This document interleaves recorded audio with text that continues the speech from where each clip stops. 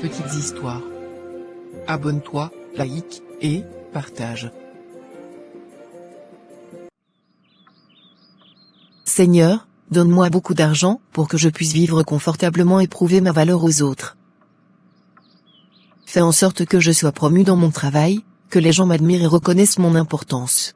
Accorde-moi tout ce que je désire dans la vie, plus de possessions, plus de loisirs, et tout ce qui peut me rendre heureux ici et maintenant.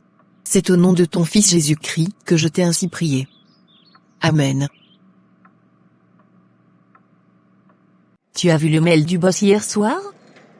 Une petite réunion entre tous les employés. Ça me laisse un peu perplexe. Oui, j'ai vu ça. J'espère que ce n'est pas pour une mauvaise nouvelle.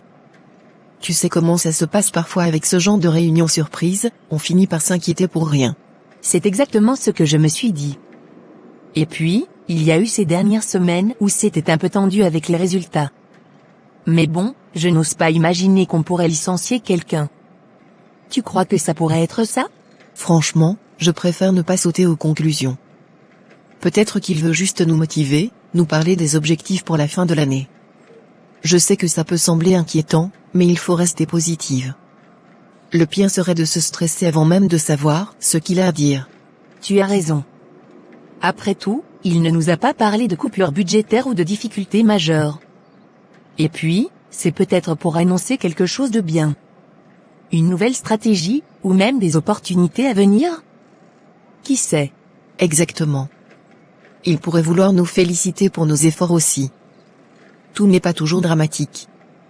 Et si on pense positivement, ça pourrait être une opportunité pour nous de montrer qu'on est prêt à tout affronter ensemble. Tu sais, l'équipe est solide. Oui, tu as raison. On travaille bien ensemble, et même s'il y a des défis, on a toujours su les surmonter. Je vais essayer de ne pas m'inquiéter avant l'heure. Moi, je parie qu'il va nous parler d'un nouveau projet excitant. Peut-être même qu'on aura des responsabilités supplémentaires. Qui sait, c'est peut-être une bonne surprise. Si c'est ça, je te dois un café pour ton optimisme. Allez, on reste positive. Rien ne sert de spéculer avant de savoir ce qui se passe. On saura tout bientôt. Marché conclu. Et je suis sûr que tout ira bien. Le boss nous apprécie, et on a fait du bon travail jusque-là. Il n'y a aucune raison de s'alarmer. Je suis déjà fatigué de marcher. Où as-tu garé? Garde encore ton mal en patience. Nous sommes déjà presque arrivés, près de la voiture. D'accord. Nous sommes déjà arrivés. C'est ici que j'avais garé. Tu veux me dire que cette voiture-ci t'appartient? Oui, c'est la mienne. Je l'ai depuis seulement quelques jours. Waouh, elle est magnifique. J'aimerais bien avoir une voiture comme la tienne. Elle est vraiment très jolie. Merci Clarisse, moi-même j'aime beaucoup cette voiture. Surtout sa couleur. C'est ma voiture de rêve. Elle est vraiment magnifique. Allons-y, déjà bientôt la réunion commencera. Tu as raison. Allons-y. Excuse-moi si je te pose certaines questions un peu trop personnelles, c'est juste que j'aimerais comprendre certains trucs. Tu n'as pas besoin de t'inquiéter. Tu peux me demander tout ce que tu veux. Je serai ravi de pouvoir t'éclaircir ou de t'apporter un plus avec mes réponses. Merci d'avance. J'aimerais savoir comment tu fais pour pouvoir t'offrir tout ça. Toi et moi avons le même métier. C'est vrai que tu as plus d'expérience de travail que moi et gagnes peut-être sûrement un peu plus. Mais la différence est très légère. Comment fais-tu pour te le permettre, toute cette vie de luxe? Pourtant moi chaque fin du mois j'ai du mal à joindre les deux bouts. Clarisse, comme on le dit toujours, le plus important n'est pas combien tu gagnes chaque mois, mais ce que tu fais de cet argent. Que veux-tu dire par là s'il te plaît? Ça ne sert à rien de gagner 100 000 francs CFA par mois, si c'est pour après avoir un niveau de vie te faisant dépenser 95 000 francs CFA. Vois-tu un peu ce que je veux t'expliquer? Non, pas bien. Explique-moi mieux s'il te plaît. J'essaye de te faire comprendre que si tu gagnes 100 000 francs CFA et que à la fin de chaque mois il ne reste plus que 5 000 francs CFA, ça veut dire que tu ne vaux pas mieux que celui qui gagne seulement 80 000 francs. Surtout si cette personne se retrouve à la fin de chaque mois avec encore 25 000 francs d'épargnés. Sûrement parce qu'il est bien organisé et contrôle ses dépenses. Ah, je comprends mieux maintenant. Tu as raison sur ce point. Pour revenir à ta question, je dirais que je suis peut-être très économique car je m'en sors très bien avec mon salaire. Et aussi j'ai beaucoup le soutien de mon mari. C'est lui qui m'a d'ailleurs offert cette voiture. Waouh! Tu as vraiment beaucoup de chance, Valérie. J'admire vraiment beaucoup ta vie. J'aimerais avoir ta vie et surtout avoir un homme qui me valorise si bien. Ne t'inquiète pas, tu l'auras. Contrôle tes dépenses et surtout évite les dépenses inutiles. En ce qui concerne le mari, je suis sûre que tu finiras par trouver le tien. Il ne faut juste être très exigeante dans tes critères de sélection.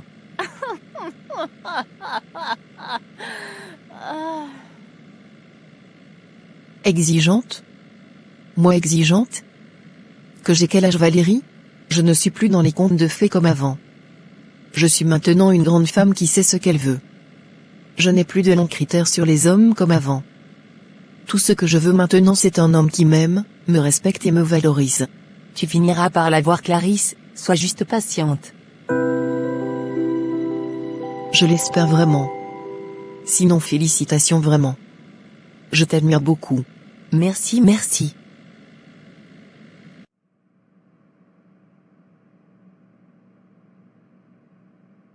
Bonjour à tous.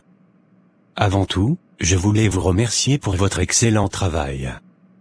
Vous avez tous contribué, chacun à votre manière, à l'avancement de notre entreprise, et je tiens à vous dire combien je suis fier de ce que nous avons accompli ensemble jusqu'ici.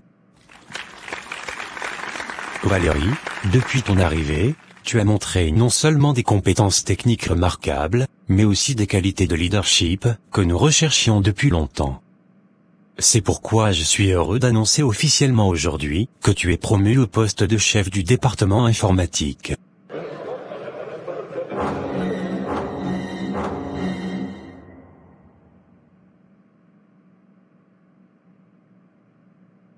Merci, je ne m'y attendais vraiment pas.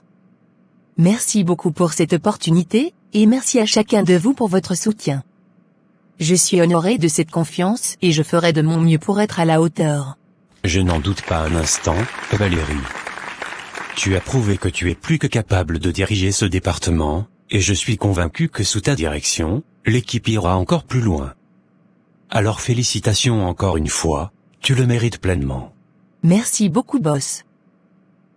Bravo Valérie, c'est tellement mérité. Chef du département informatique, ça te va bien. Merci à tous, vraiment. Je suis ravie de pouvoir continuer à travailler avec vous tous, et je compte sur vous pour qu'on réussisse ensemble. Voilà, c'est une belle nouvelle pour commencer la journée, non? Bon courage à tous, et encore félicitations Valérie.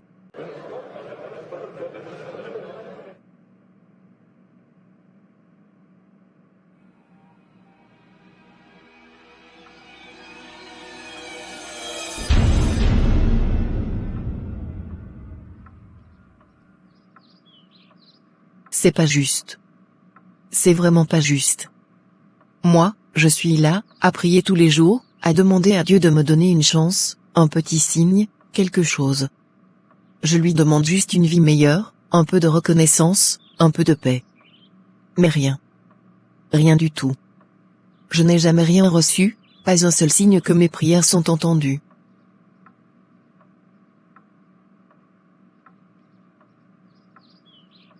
Et elle, Valérie. Elle, qui ne croit même pas en Dieu. Qui se fiche complètement de la foi, de la prière, de tout ça. Qu'est-ce qu'elle reçoit? Tout. Elle a tout ce qu'elle veut. Une promotion, la reconnaissance de tout le monde, et maintenant elle devient chef du département informatique. Chef du département. C'est une blague ou quoi? Seigneur. Qu'est-ce que tu fais?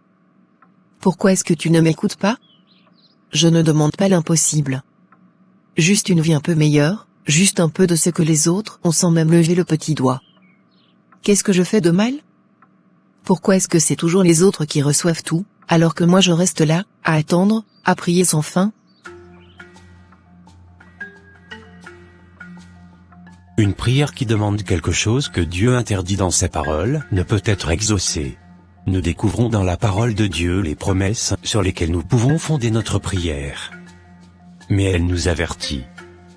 Dans Jacques 4 verset 3 il est écrit : Vous demandez et vous ne recevez pas parce que vous demandez mal dans le but de satisfaire vos passions.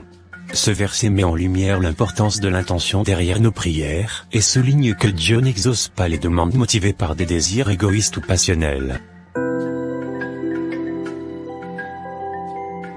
Clarisse demande mal, elle se plaint de ne pas recevoir ce qu'elle demande dans ses prières, et elle est jalouse de sa collègue Valérie, qui réussit sans prier ni croire en Dieu. Le problème, comme le souligne Jacques 4, 3, est que Clarisse prie pour des raisons égoïstes, pour satisfaire ses propres désirs de réussite, de reconnaissance, et de statut. Cela correspond exactement au concept de demander mal, décrit dans le verset. Clarisse est frustrée parce que ses prières ne sont pas exaucées, mais son objectif est d'obtenir des avantages matériels et personnels, comme une promotion ou une meilleure vie. Selon le verset de Jacques, ses prières ne sont pas exaucées parce qu'elles sont motivées par ses passions, c'est-à-dire des désirs égoïstes. Clarisse tombe dans le même piège, elle pense que Dieu devrait répondre à ses prières selon ses propres envies, sans chercher à aligner ses demandes avec la volonté de Dieu. C'est cet désalignement avec la volonté divine qui empêche ses prières d'être exaucées. J'ai de sérieux problèmes avec ma femme en ce moment. C'est compliqué, et je ne sais plus quoi faire. Je pense que tu pourrais nous aider à arranger tout ça. Oh, Eric, tu sais que tu n'as même pas besoin de demander. Toi et ta famille, vous êtes comme ma propre famille. Bien sûr que je vais intervenir avec plaisir. L'amour et la paix doivent régner chez vous, je vais faire tout ce que je peux pour que ça s'arrange. Merci Clarisse, vraiment. Je voulais te donner un aperçu de ce qui se passe, pour que tu comprennes. Non, Eric, je préfère entendre les deux versions en même temps. Ce soir, quand je serai à la maison, on en parlera. Je veux avoir une vue d'ensemble avant de me faire une opinion. D'accord, je comprends. Mais je voulais juste que tu aies déjà une idée. Je comprends ton envie d'expliquer, mais crois-moi, c'est mieux d'attendre. Souvent, quand quelqu'un raconte un problème, il a tendance à se faire passer pour la victime. On tire toujours la couverture de son côté, tu sais ? Les mots sont arrangés pour que l'autre paraisse le seul fautif. Alors soyons justes, d'accord ? Tu as raison, c'est vrai qu'on a tous tendance à embellir les choses quand on est pris dans une situation difficile. Je vais attendre, tu as raison. Merci pour ta patience, Eric. Et pas de soucis, je suis là pour toi, pour vous. Vous êtes déjà comme une famille pour moi. Merci, Clarisse. On se voit ce soir, alors. J'apprécie vraiment ta disponibilité. Il n'y a vraiment pas de quoi, Eric. On est une famille. À ce soir.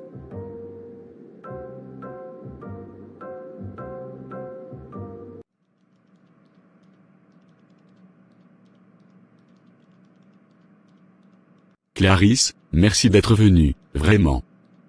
On a besoin de toi pour éclaircir cette situation, qui nous a mis dans une position très délicate. Je vais te raconter ce qui s'est passé. Je suis là pour ça, Eric. Vous savez que vous pouvez compter sur moi. Dis-moi ce qui se passe. Eh bien, ma petite sœur a des problèmes dans son foyer et elle avait besoin de prendre du recul. Elle ne savait pas si elle devait continuer à vivre avec son partenaire ou s'en éloigner. Notre mère était au courant de ses soucis et elle a décidé d'écrire à ma femme pour savoir si ma sœur pouvait rester chez nous pendant un moment. Ok. Ma femme m'a écrit à 10 heures ce matin pour m'informer que ma mère l'avait contactée. Elle ne m'a pas donné beaucoup de détails à ce moment-là. Étant occupée au travail, je n'ai vu son message que vers 14 heures. Et c'est là qu'elle m'a écrit à nouveau pour me dire qu'elle avait accepté la demande, mais tout en m'accusant d'être un manipulateur. Un manipulateur ? Pourquoi te traiterait-elle ainsi si tu n'étais même pas au courant ? Elle pense que j'avais déjà tout arrangé avec ma famille dans son dos et qu'elle n'était là que pour formaliser ce qui avait déjà été décidé. Pourtant, je n'étais même pas au courant de ce qui se passait.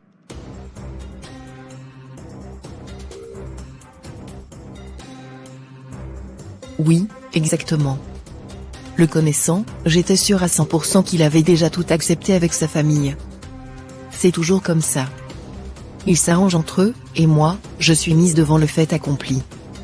Alors, Oui, j'ai pris l'initiative d'accepter parce que je savais qu'il n'allait jamais dire non.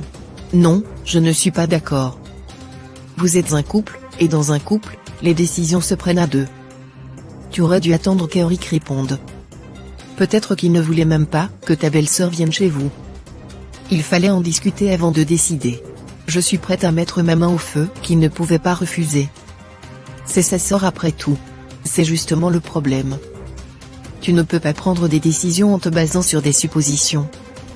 Même si tu penses le connaître bien, il faut toujours discuter ensemble. Vous auriez pu éviter cette situation si vous aviez pris le temps de parler avant de prendre une décision. Je ne comprends même pas pourquoi on est là à t'expliquer notre situation, Clarisse. Tu ne peux jamais comprendre ce genre de choses. Quoi ? Tu n'as pas de famille, et tu n'arrives même pas à garder un homme plus de 6 mois. Tu penses vraiment être en position de me dire quoi faire dans mon mariage ? Eric aurait dû appeler quelqu'un qui a une vraie famille, pas une célibataire endurcie comme toi. Contrôle ton langage s'il te plaît. Je vois, merci pour tes paroles. Je ne savais pas que tu pensais tout ça de moi. Clarisse, s'il te plaît, ne pars pas, elle ne pensait pas ce qu'elle disait. On a besoin de toi ici. Non, Eric. Je crois que je vais partir. Il n'y a plus rien que je puisse faire ici, apparemment. Merci pour les insultes, et je vous souhaite de trouver une solution à vos problèmes.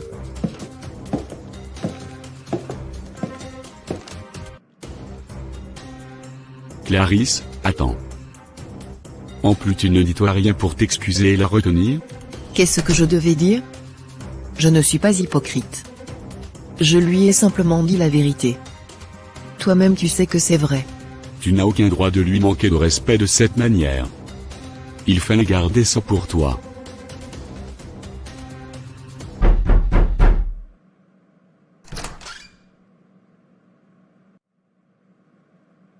Qu'est-ce que tu veux ? Clarisse, je suis venue m'excuser pour ce qui s'est passé l'autre jour. Je n'aurais jamais dû te parler comme ça. J'étais en colère et je me suis sentie défavorisée. Je ne pensais pas vraiment ce que j'ai dit. Ça ne sert à rien de t'expliquer. Je t'ai entendu très clairement ce jour-là. Tes mots étaient assez précis pour que je comprenne ce que tu penses réellement de moi. Maintenant, rentre chez toi, et ne remets plus les pieds ici. S'il te plaît, écoute-moi. J'étais sous pression, je me sentais mise de côté dans mon propre mariage, et c'est cette frustration qui a parlé à ma place. Je sais que je t'ai blessé, mais je ne voulais pas dire ces choses. Ça ne change rien. Peut-être que tu devrais aller voir une femme de ta catégorie sociale, une vraie femme qui a un foyer, pour lui expliquer ta situation.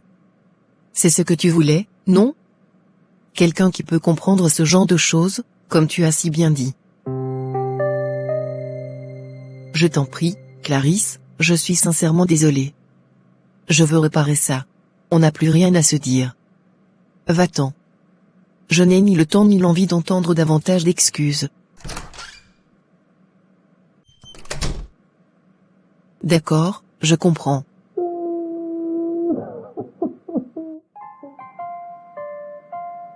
Et oui mon cher ami, l'amertume dans le cœur est un obstacle majeur à la prière. À moins que nous ne nous repentions, Dieu ne peut exaucer notre prière. Dans Marc 11 versets 25 à 26 il est écrit : Lorsque vous êtes debout, faisant votre prière, si vous avez quelque chose contre quelqu'un, pardonnez, afin que votre Père qui est dans les cieux vous pardonne aussi. Mais si vous ne pardonnez pas, votre Père qui est dans les cieux ne vous pardonnera pas non plus vos offenses. Vous voyez que, la femme d'Eric vient s'excuser auprès de Clarisse pour les paroles blessantes qu'elle lui a adressées, reconnaissant ses erreurs et cherchant la réconciliation. Clarisse, cependant, refuse de lui pardonner, fermant la porte à toute tentative de réconciliation. Marc 11 versets 25 à 26 nous enseigne que lorsque nous prions ou avons une relation avec Dieu, si nous avons de la rancune envers quelqu'un, nous devons pardonner, pour que Dieu puisse aussi nous pardonner. Dans ce cas, Clarisse, bien qu'offensée, refuse d'accorder ce pardon, et cela peut devenir un obstacle dans sa propre vie spirituelle. Le verset montre que sans pardon, nos prières et notre relation avec Dieu sont compromises. Clarisse, en refusant de pardonner, illustre ce que le verset met en garde. Elle garde l'amertume dans son cœur, ce qui est un obstacle non seulement dans ses relations humaines mais aussi dans sa relation avec Dieu. Si elle continue sur ce chemin, elle risque d'alimenter de la rancune, un sentiment qui bloque la paix intérieure et spirituelle. Même si Clarisse a été profondément blessée, le verset souligne qu'il est nécessaire de pardonner, même lorsque c'est difficile. Le pardon n'est pas seulement pour l'autre personne, mais aussi pour soi-même, afin de libérer son propre cœur de la haine ou de la douleur. Refuser le pardon empêche la guérison et maintient la personne prisonnière de ses émotions négatives. Seigneur, je viens devant toi aujourd'hui. Pourquoi? Pourquoi est-ce que les choses semblent toujours tourner en faveur des autres? Je travaille dur, je prie, je te demande des bénédictions, mais regarde Valérie, elle ne croit même pas en toi et pourtant elle obtient cette promotion. C'est moi qui mérite ce genre d'avancement, pas elle.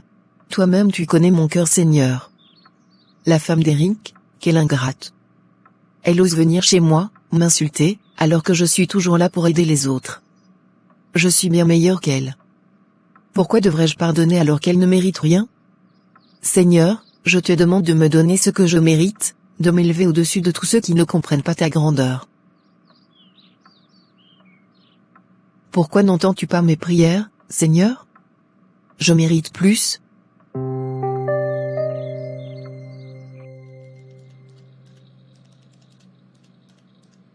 Salut Clarisse. Ça fait un moment. Comment tu vas? Ça va, merci. Toi, j'imagine que tout va pour le mieux avec ta promotion, hein?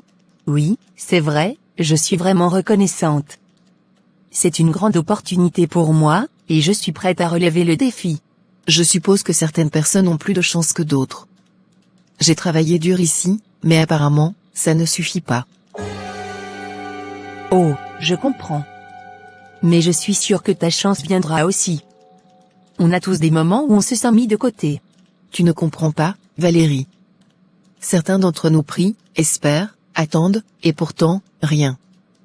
Tandis que d'autres, comme toi, sans même croire en Dieu, obtiennent tout. C'est injuste.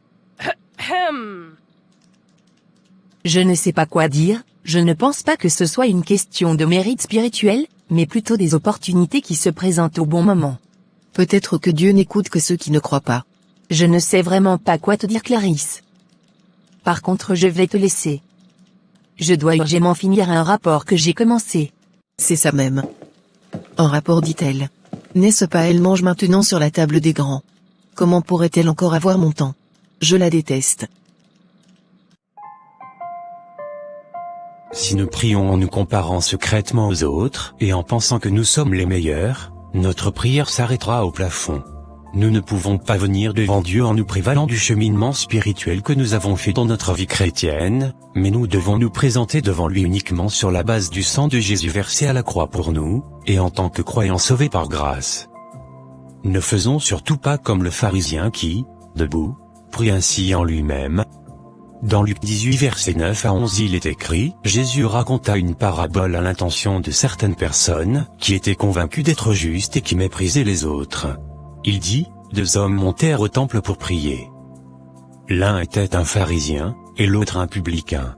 Le pharisien, debout, prie ainsi en lui-même, Ô Dieu, je te rends grâce de ce que je ne suis pas comme le reste des hommes, qui sont des voleurs, des injustes, des adultères, ou encore comme ce publicain.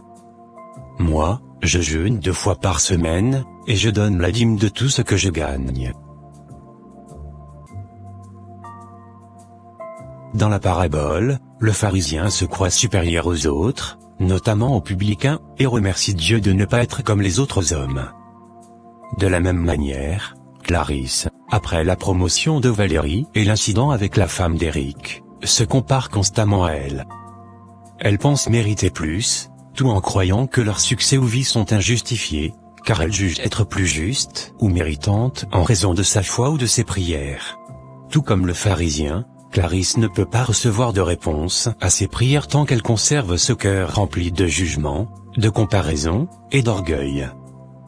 Pour que ses prières soient entendues, Elle doit apprendre l'humilité et la sincérité, accepter le succès des autres, et pardonner les offenses, ce qui fait écho à l'enseignement de Jésus dans cette parabole. Clarisse, je comprends ta frustration, mais il y a quelque chose d'important que tu oublies. Quand nous prions en nous comparant aux autres, en pensant que nous sommes meilleurs, nous ne prions pas avec humilité. Tu te compares à Valérie et à la femme d'Éric, mais Dieu regarde ton cœur, pas tes accomplissements ou tes jugements sur les autres. Qu'est-ce que tu veux dire? Je travaille dur, je mérite mieux. Je sais que tu travailles dur, mais Dieu ne répond pas aux prières qui sont pleines d'orgueil et de ressentiment. Il nous demande de venir à lui avec humilité, de pardonner ceux qui nous ont offensés, et de ne pas nous comparer. Quand tu as prié, tu étais pleine de colère et de jalousie. Comment veux-tu que Dieu réponde à une prière qui s'arrête au plafond à cause de l'amertume dans ton cœur? Je n'avais pas vu les choses comme ça. La Bible dit que nous ne devons pas nous comparer ou nous croire meilleurs que les autres. C'est Dieu qui juge nos cœurs. Si tu veux que tes prières soient exaucées, tu dois te libérer de cette amertume et commencer par pardonner, même si c'est difficile. Merci d'avoir ouvert mon esprit, Julie. Je prendrai désormais tes remarques en considération. Ce fut un plaisir, Clarisse. Je suis là pour toi.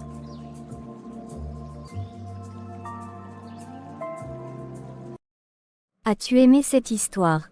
Alors, like, partage et abonne-toi pour ne pas rater d'autres histoires intéressantes. À bientôt.